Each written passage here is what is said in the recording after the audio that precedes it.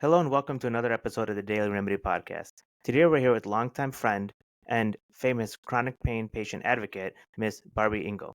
But today, she's here in a new capacity, one that may not be familiar to most of you, but will be in the coming months. Miss Ingle, we're proud to say, is running for the Arizona State Representative LD7 candidate. She is, among her many accolades already, Arizona Precinct Committeeman CD5, editor-in-chief of iPain Living magazine, and the immediate past president of the International Pain Foundation. And with that, I'd like to welcome Miss Ingle.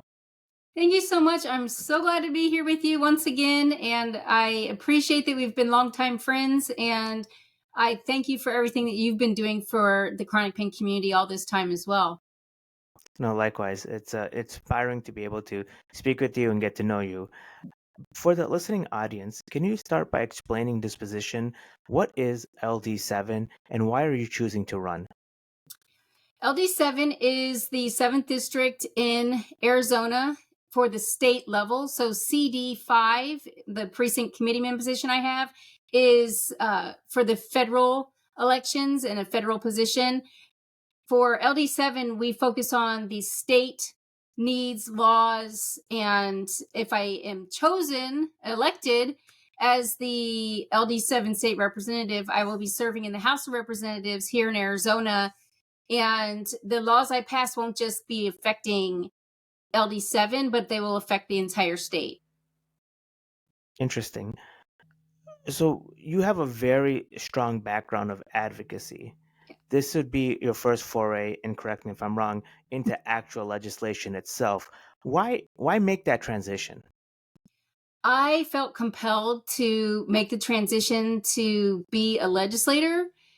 As a patient advocate, I got pretty far. I've written bills, I've got bills passed into law, I've worked on bills in 36 states at least, and also federal bills, also bills in other countries that I've helped with and worked on. And I felt like if I could be on the other side, especially for my own community, my own state, that I could make a bigger difference for the chronic pain community and the rare disease community.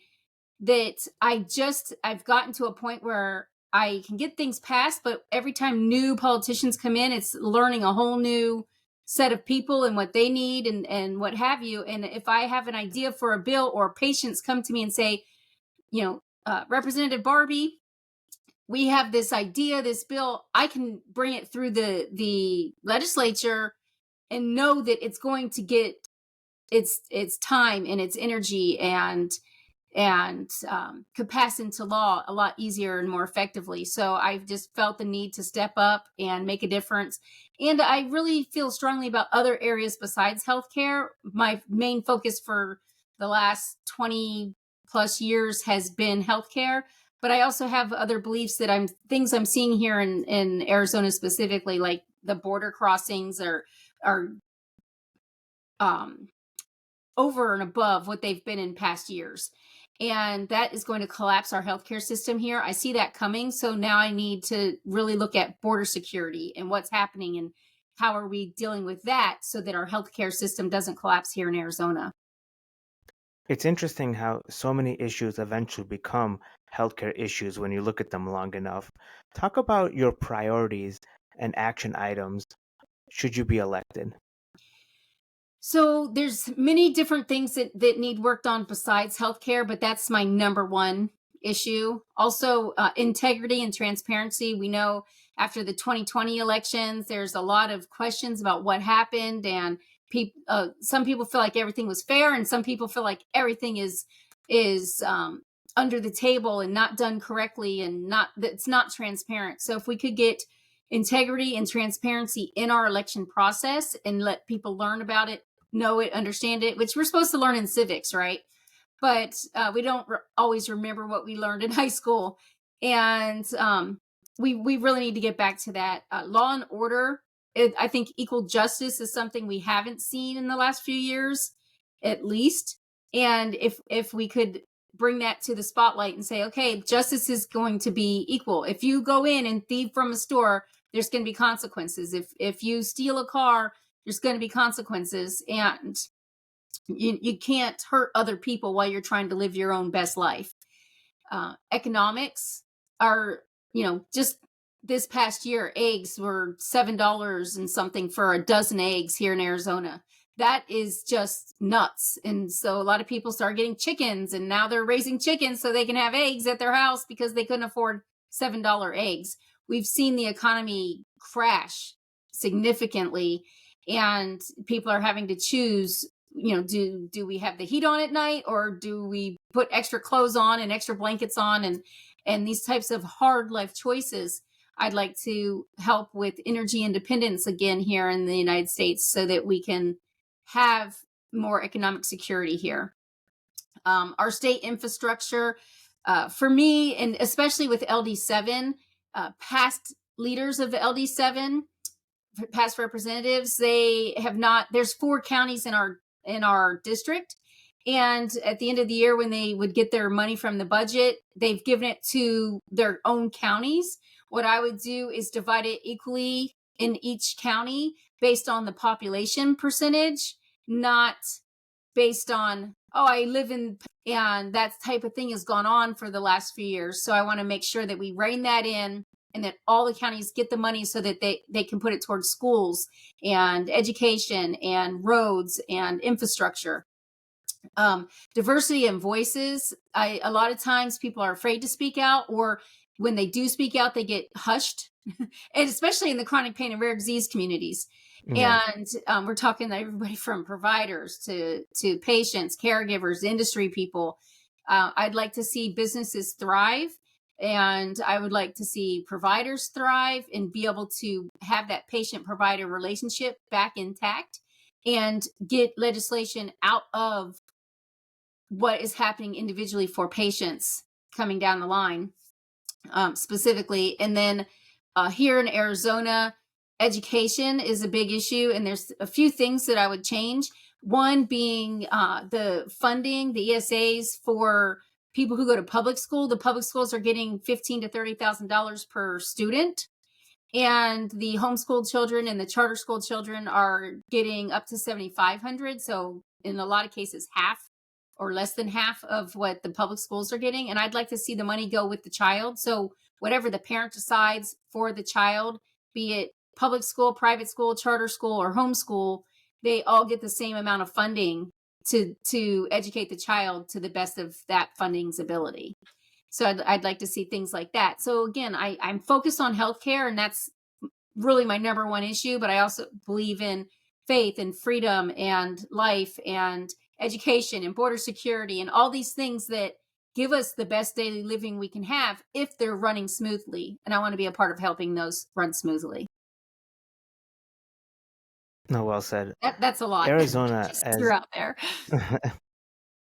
no, it's important because it reflects quite a bit of what a lot of people in Arizona are thinking.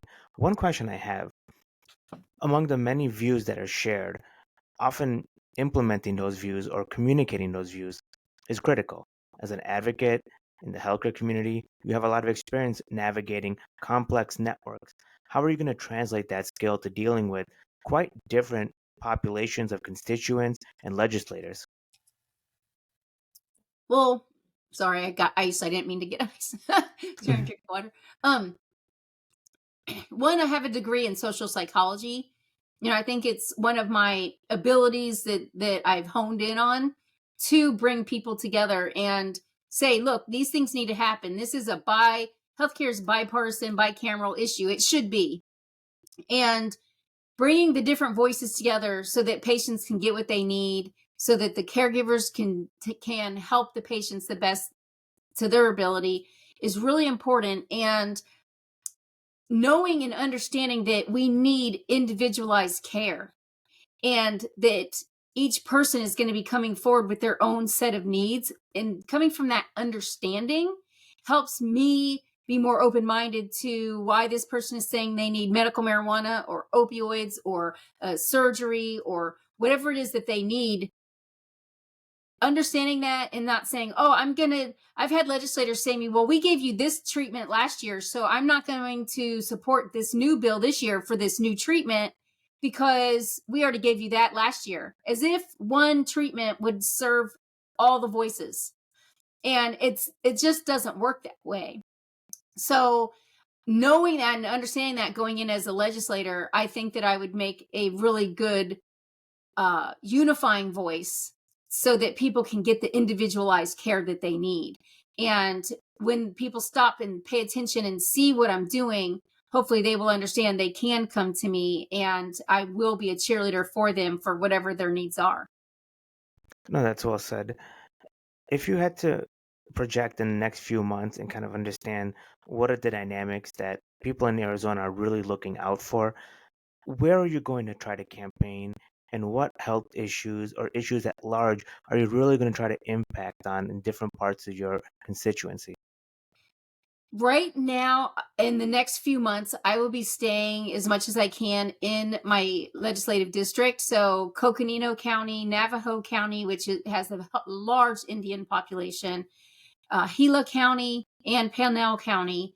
And I'm really going to focus on these four counties and try to do all of my appearances and everything throughout these counties. Although I will be working for the state if I am elected.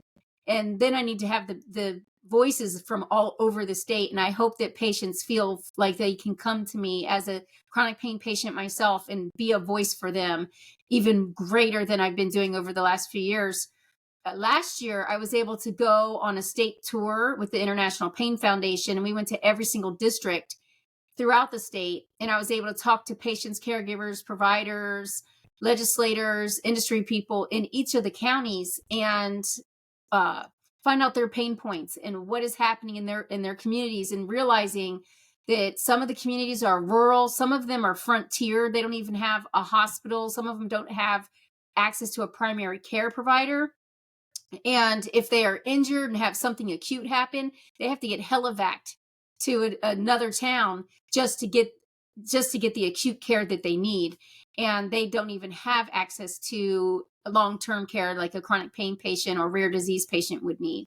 So I really have to see that eye-opening view from those frontier all the way through the big city of Phoenix and Tucson, to see that there is a wide variety of needs and they all need to be addressed, and starting to think of ideas and having those voices from last year to bring with me to say, hey, these are the challenges that we're having. How can we pass laws that give us all something in healthcare and in everyday living that will better our lives? And that's what I hope to bring forward. But I'm definitely concentrating on my own district for the next few months, to get a handle on who and what the pain points and voices are, and at a deeper level, as well as let the people here that haven't heard of me know about me, and hopefully I can earn their votes.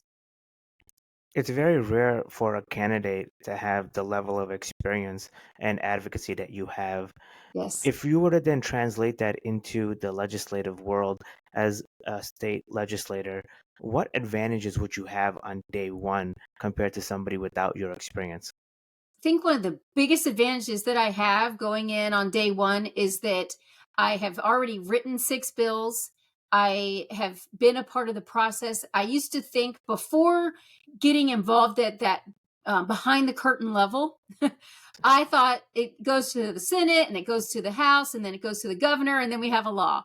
And I didn't really put too much thought into each of the stages that has to happen to actually get a bill to become a law or even be written or considered.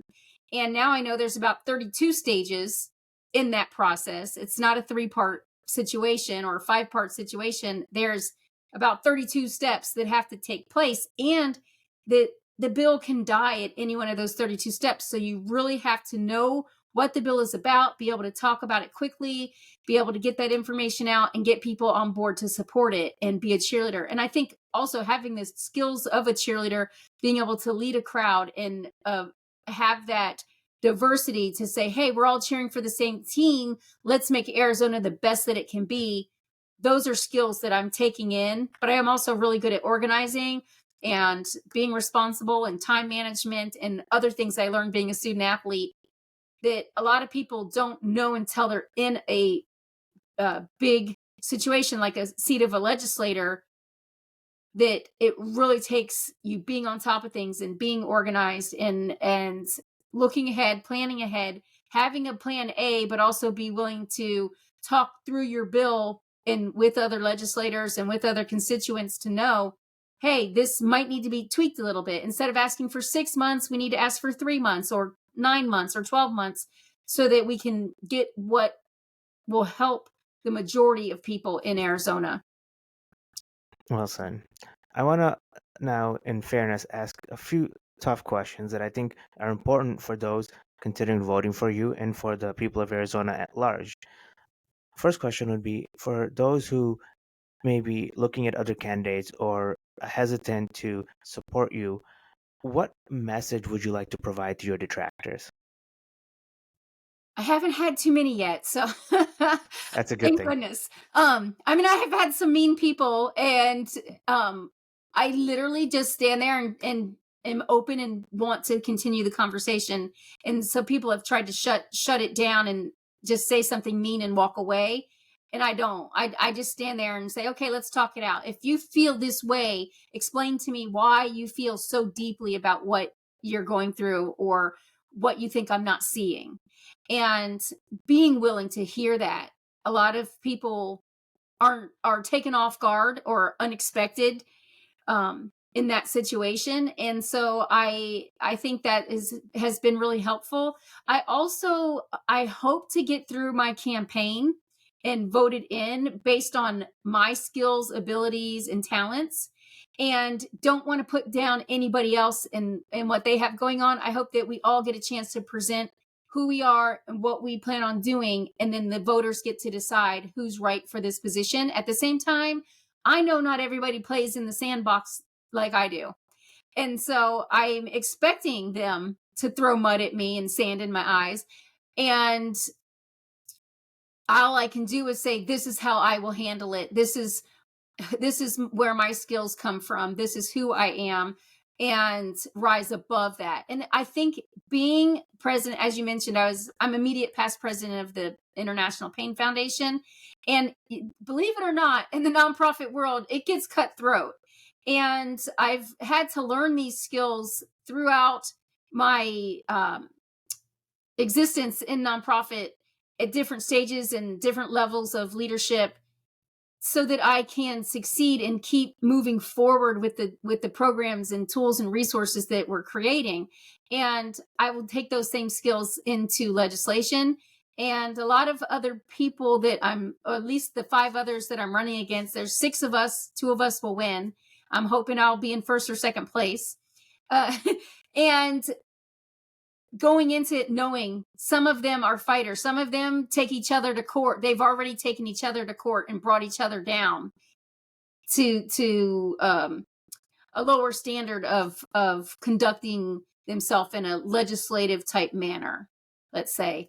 And I just want to move forward and say these are the things I can do, and hope that people will see the good in me. And I know I'm not your typical legislator, and I think you even made a comment to me, when you told me you were running, it took me back because you're so nice, and I didn't know if you were going to be able to take the heat from the other people. um and so I've taken it in the nonprofit world. I will be able to take it as a legislator. I just don't fight back in the way that people expect. I fight back by showing who I am and what I can do, and letting the other people out in the world that can vote for me, support me, lift me up, be able to do that and feel good about themselves for making the choice to choose me. Yeah, I think there's something to say about that stable optimism, and it's something that's really needed in politics at all levels. And I think that's a welcome refresher for you in particular. And I think that people who are looking at a strong candidate should really look at those soft skills, those personality types, as something we need more of in politics. And that's my own personal plug. But let me kind of get Thank back to my thank own you for your uh, endorsement. my own now interview perspective. Yeah. Um, People generally understand how to get involved in national elections, but when it comes to state elections or more local elections, it's difficult for people to understand how they can get involved. So, for those who are listening that may think you are the candidate I want to support, how can they come out and canvass for you? How can they come out and support you? And where are the key voting dates that they should look out for to know when they can express their support? Thank you. So in Arizona, it's going to be a little bit different in every state. Some states have already had their primaries, they call them, and I think 2 states have already had them. There's about 8 more coming up real quick, and then they spread out between now and about August.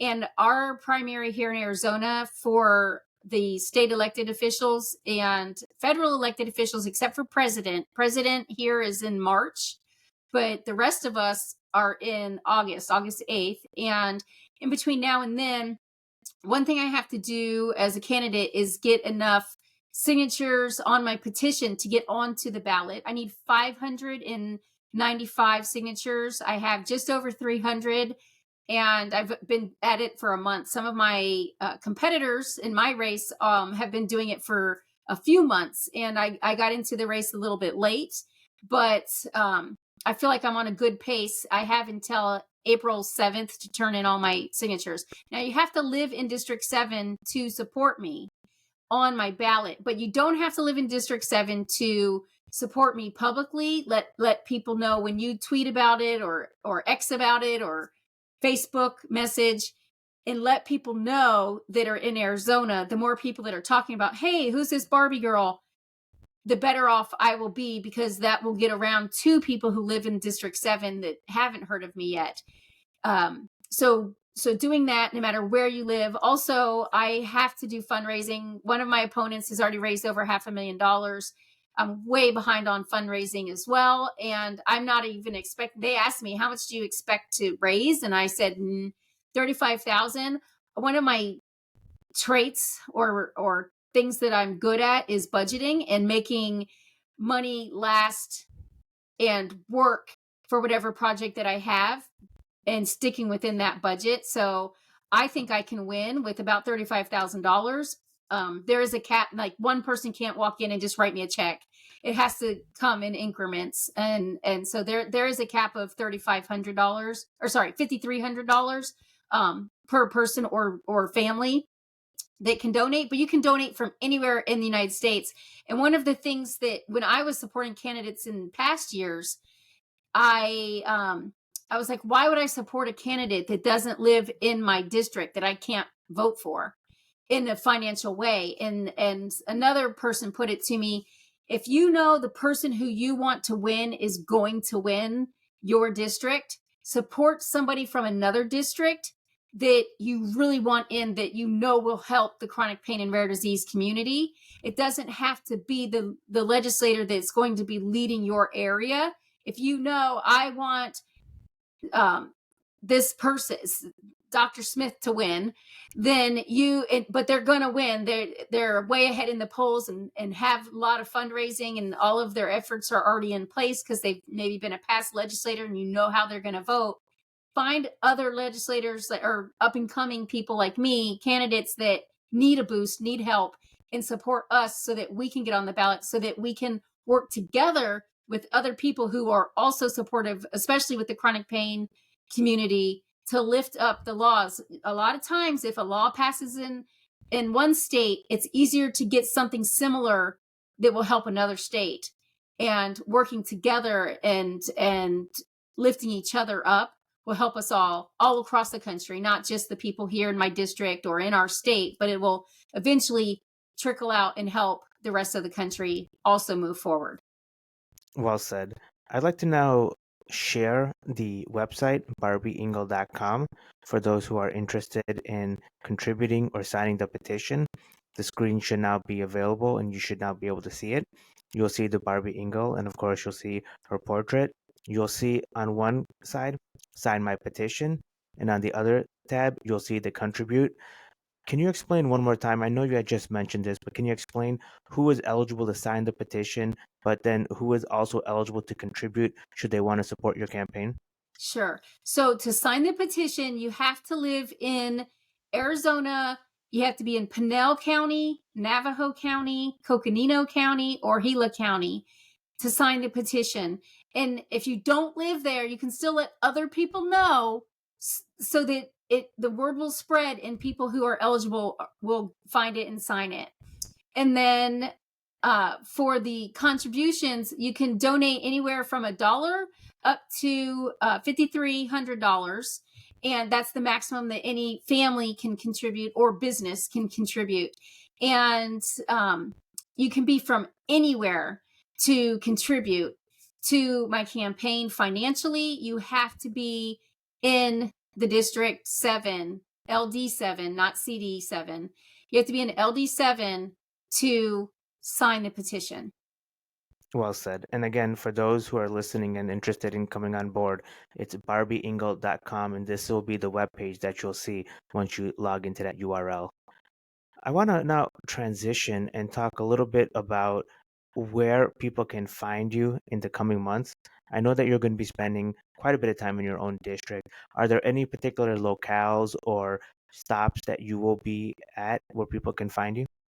Yeah, well, I've been in the grocery stores. I'm talking like literally going down the aisle shopping, and I also have a paper ballot or petition sheet that people can sign. So I've been talking to people in the stores. I've been going through, knocking on doors, introducing myself. Hi, I'm Barby Ingle. I'm running for state representative, LD7, and I want to stop by, meet as many people as I can. I think face-to-face interaction is great and needed. And then I'm also going around to as many local groups and clubs that will have me come in and talk, like women's groups and other. I'm a precinct committeeman, and for my district CD5, but I'm going even and talking to other precinct committeeman districts and letting them know about me. Again, anybody I can talk to. The VFW. I'm a member of the VFW, Veterans of Foreign Wars Auxiliary. Both my parents were military, and my father-in-law was military, and they're going to be having me come in and speak. And so I'm going to go to as many of the VFWs and speak at those as well. I am going to be going to community events, and I have a sheet on my events page on my website that if you have an event, your local church or just a group, even if you have a group of people in your neighborhood, and you can get them together, and I can do a meet and greet. I'll come to your house and sit in your backyard and sip on a soda and talk to you, answer any questions that you have. I literally just need to get out and meet as many people as I can. Like I said, I'm literally going through grocery stores. Every time I go grocery shopping, I bring my flyers, I bring my petitions, put them in the basket and say, hey, are you a registered voter? Can you sign my petition? This is who I am. This is what I'm about. Check me out. I hope I earn your vote. But for right now, I need signatures of registered voters that can sign my petition and get me on the ballot. So you might see me anywhere right now, even the gas station. I've asked people while we're pumping gas. So Wow. I'm trying to be everywhere I can be, and especially between now and April, and then I can expand further out after that. Wow. It's truly a politician in the sense of the term that you are representing the public that's around you. Yes. Now, for those who may want to organize an event, let's say at a local library, at a Okay. local school, what's the best way that they can have you present? Is there certain formalities that they have to go through?